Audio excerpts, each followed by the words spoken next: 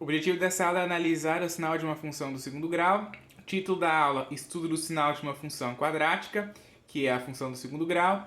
E se você não assistiu a parte 1 desse vídeo, para o vídeo e vai assistir, porque senão não vai entender nada da parte 2. O segundo caso, que é o caso que a gente vai ver aqui nesta parte 2, é quando delta é igual a zero, né? Lembrando que para a gente estudar o sinal de uma função do segundo grau, para a gente estudar o sinal de uma função quadrática, a gente tem que ter conhecimento do delta, né? Saber se o delta é maior que zero, é igual a zero ou é menor do que zero. E a gente tem que saber as raízes da função, os zeros da função, certo? Então, agora vamos verificar para quais valores do domínio da função menos meio elevado ao quadrado mais 4x menos 8 temos o valor da função igual a zero, o valor da função maior que zero e o valor da função menor do que zero, certo? A primeira coisa que a gente faz é verificar a concavidade e os zeros da função. Bom, a concavidade, o que indica a concavidade em uma função do segundo grau é o valor do a, que o a é o coeficiente que acompanha o x ao quadrado. E o a aqui nessa função vale menos meio, certo? Então, como o valor do a é menos meio é um valor menor do que zero. Então a parábola tem a sua concavidade voltada para baixo, né? Toda vez que o valor do a numa função quadrática é menor do que zero, a concavidade é virada para baixo. Depois, a gente vai analisar os zeros da função. Para a gente analisar os zeros da função, a gente iguala a função a zero lá, né? Aí acha o delta. Vamos ver o delta aqui, ó. O delta, lembrando que é b ao quadrado menos 4 vezes a vezes c, a fórmula do delta, certo? Então, na nossa função ali em cima, quem é o valor do b? B é o coeficiente que acompanha o x, que é 4. Então, 4 ao quadrado. Menos 4 da fórmula vezes o a, que é menos meio, vezes o c, que é menos 8, que é o termo independente, certo? Se você fizer a conta aqui, você vai ver que 4 ao quadrado é 16, menos 4 vezes meio é 2, 2 vezes menos 8 dá menos 16. Então, 16 menos 16 dá 0. Então, a função possui dois zeros reais e iguais, né? Toda vez que o delta numa função do segundo grau é igual a zero, a função corta o eixo x em um único ponto, porque as raízes, né, os zeros da função são iguais. Agora a gente vai para a fórmula de Bhaskara para a gente poder achar o x' e o x duas linhas, né? Ou o x1 e o x2, como você preferir, certo? Como que a gente faz isso? Fórmula de Bhaskara menos b, mais ou menos a raiz quadrada do delta dividido por 2a, certo?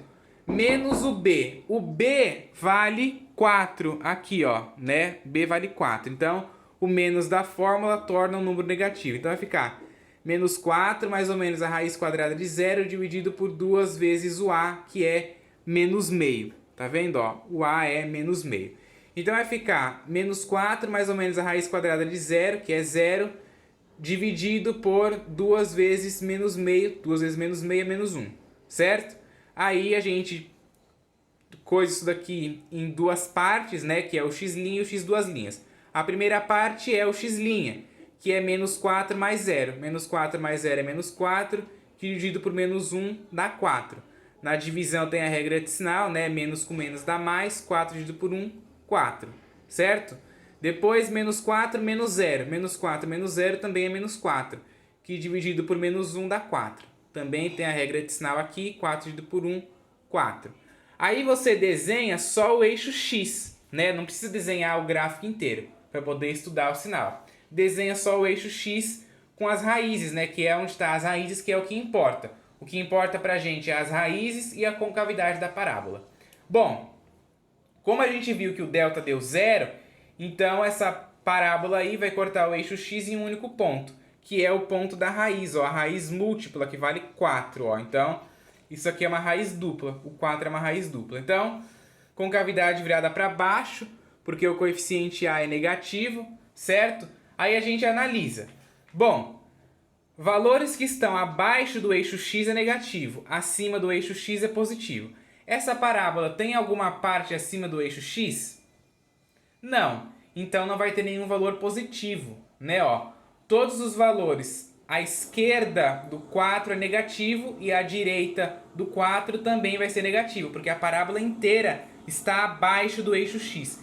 Então ela vai assumir todos os valores, né, dessa função aqui, todos serão negativos, com exceção da raiz, né, que a raiz é zero e o zero não tem sinal.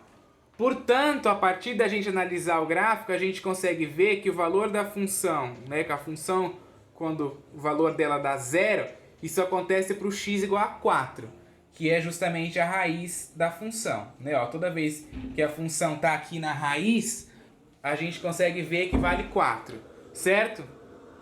E aí tem um diferencial aqui de quando o delta é maior do que zero, né? Por quê? Porque não existe x pertencente aos reais tal que o valor da função seja maior do que zero, né? Ó, não tem nenhum valor aqui que deixe o valor da função maior do que zero. Os x's, por exemplo, o x aqui pode ser 1, pode ser 2, pode ser 3, 4, que é maior que zero. Só que o valor da função para x igual a 1, x igual a 2, x igual a 3, x igual a 4, sempre vai ser negativo. E quando a gente estuda o sinal de uma função, a gente estuda o valor da função, que é os valores correspondentes em y, não em x, certo? Então, ó, o outro f de x menor do que zero para todo x diferente de 4. Qualquer x diferente de 4, o valor da função é menor do que zero, certo? Lembrando que a gente está analisando este gráfico aqui. Agora, a gente vai fazer a definição, né? A gente vai fazer a definição para a gente poder generalizar, né? Poder estudar o sinal da função quando delta é igual a zero para qualquer função quadrática. Então, olha lá, ó. Quando delta é igual a zero, a função quadrática f de x igual a ax quadrado mais bx mais c possui dois zeros reais e iguais. x1 é igual a x2, né? Que isso ali são as raízes. E a parábola intersecta o eixo x em um único ponto. Nesse caso, no estudo do sinal da função, a gente vai ter o seguinte. Quando a é maior do que zero, a gente tem aqui o gráfico com a parábola virada para cima, certo? Só que a gente sabe que o delta é igual a zero, então ela corta o eixo x em um único ponto, que vai ser uma raiz dupla, x1 igual a x2. A maior que zero, com cavidade virada para cima. Então, ó, ela vai ser positiva à esquerda da raiz e positiva também à direita da raiz, né? Porque toda a parábola, todos os valores da função aqui, ó, que vai ser representada no eixo y, estão acima do eixo x. Ou seja, valores que estão acima do eixo x sempre é positivo.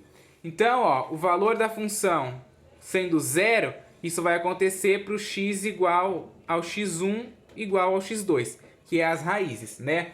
Igual no exemplo que a gente viu, ó, o valor da função era zero para o x igual a 4.